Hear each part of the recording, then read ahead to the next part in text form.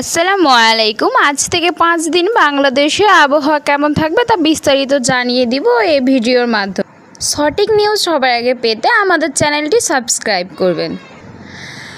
আজ সোমবার 21 জুলাই সকাল 9টা থেকে পরবর্তী 24 ঘন্টায় রংপুর, ময়মনসিংহ ও সিলেট বিভাগের অনেক জায়গায়, রাজশাহী, ঢাকা ও চট্টগ্রাম বিভাগের কিছু কিছু জায়গায় এবং খুলনা ও বরিশাল বিভাগের 2-1 জায়গায় অস্থায়ীভাবে দমকা হাওয়া সহ হালকা থেকে মাঝারি ধরনের বৃষ্টি বা বজ্রসহ বৃষ্টি হতে পারে। সেই সঙ্গে রংপুর, ময়মনসিংহ, চট্টগ্রাম ও সিলেট বিভাগের কোথাও কোথাও মাঝারি ধরনের ভারী থেকে ভারী বর্ষণ হতে পারে।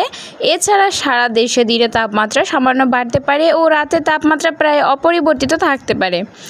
মঙ্গলবার 22 জুলাই সকাল 9টা থেকে পরবর্তী 24 ঘন্টায় রংপুর, ময়মনসিংহ ও সিলেট বিভাগে অনেক জায়গায়, রাজশাহী, ঢাকা ও চট্টগ্রাম বিভাগের কিছু কিছু জায়গায় এবং খুলনা ও বরিশাল বিভাগের 2-1 জায়গায় অস্থায়ীভাবে দমকা হাওয়া সহ হালকা থেকে মাঝারি ধরনের বৃষ্টি বা বজ্রসহ বৃষ্টি হতে পারে।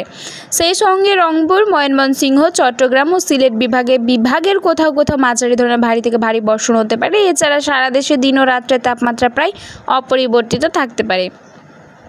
বুধবার 23 জুলাই সকাল 9টা থেকে পরবর্তী 24 ঘন্টায় রংপুর, রাজশাহী, ঢাকা, ময়মনসিংহ, চট্টগ্রাম ও সিলেট বিভাগের অনেক জায়গায় এবং খুলনা ও বরিশাল বিভাগের কিছু কিছু জায়গায় অস্থায়ীভাবে দমকা হাওয়া সহ হালকা থেকে মাঝারি ধরনের বৃষ্টি বা বজ্রসহ বৃষ্টি হতে পারে। সেই সঙ্গে রংপুর, রাজশাহী, ঢাকা, ময়মনসিংহ ও চট্টগ্রাম ও সিলেট বিভাগের কোথাও কোথাও মাঝারি ধরনের ভারী থেকে ভারী বর্ষণ হতে পারে।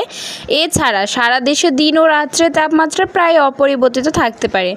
বৃহস্পতিবার 24 জুলাই সকাল 9টা থেকে পরবর্তী 24 ঘন্টায় ঢাকা, খুলনা, বরিশাল ও চট্টগ্রাম ও সিলেট বিভাগের অধিকাংশ জায়গায় এবং রংপুর, রাজশাহী ও ময়মনসিংহ বিভাগের অনেক জায়গায় অস্থায়ীভাবে দমকা হাওয়া সহ হালকা থেকে মাঝারি ধরনের বৃষ্টি বা বজ্রসহ বৃষ্টি হতে পারে।